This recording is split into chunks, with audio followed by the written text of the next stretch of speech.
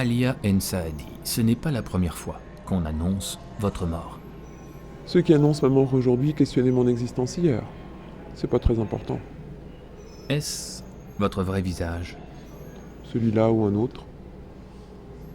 Aviez-vous déjà touché une arme avant de devenir celle que vous êtes aujourd'hui, une combattante? Une pirate. Avant d'être une pirate, donc. Une arme, on ne la touche pas. On s'en sert. D'accord. Pouvez-vous nous raconter comment vous en êtes arrivé là? J'ai élevé mes enfants dans une maison sans eau, avec 1 heure de courant par semaine. Eniadé à 17 mètres de 7 pipelines. Tous les jours, près de 100 millions de dollars de Pétrole passait par là.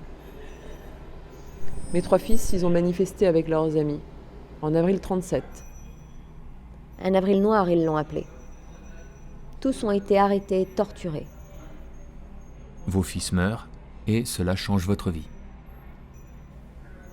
Oui, Je veux dire par là, Oui. J'ai naradé. Continuez. vous avez utilisé les réseaux sociaux pour dénoncer cette boucherie. oui, et ils ont irodé la raffinerie une semaine plus tard. Notre première prise. Cette victoire vous a permis de recruter des milliers de gens. Ça me cas de gens.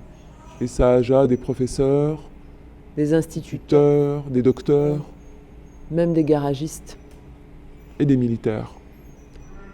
On a pourraqué tout ce que les Occidentaux, les Chinois et les Américains ont recaqué chez nous. Mais plusieurs États de la Méditerranée ont fait pression pour que la police agisse contre vous. Oui, ils ont essayé. Mais nous, on nageait la mer. Ce sont donc vos débuts de pirates et vous êtes confrontés à des navires énormes, défendus par des SMP de plus en plus aguerris.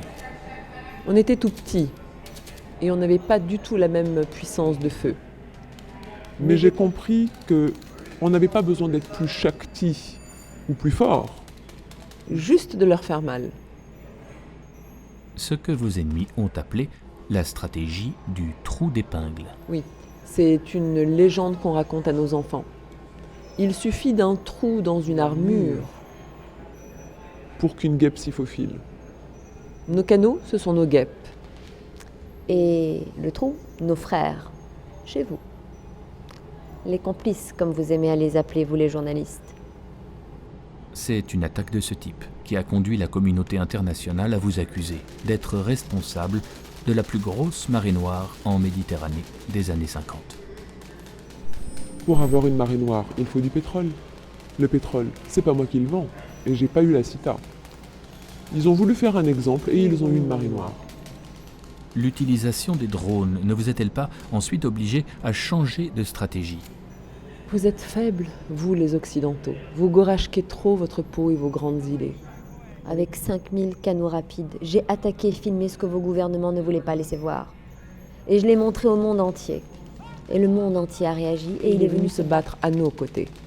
La Valette. Après, C'était facile. Vous avez manipulé l'esprit d'un officier en lui faisant croire que son navire était attaqué. Pas un. plusieurs.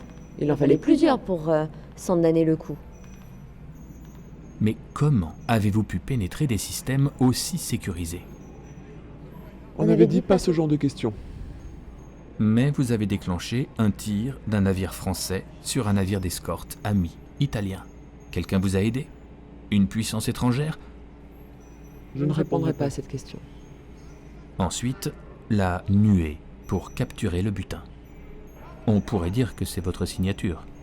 Les militaires, ça change.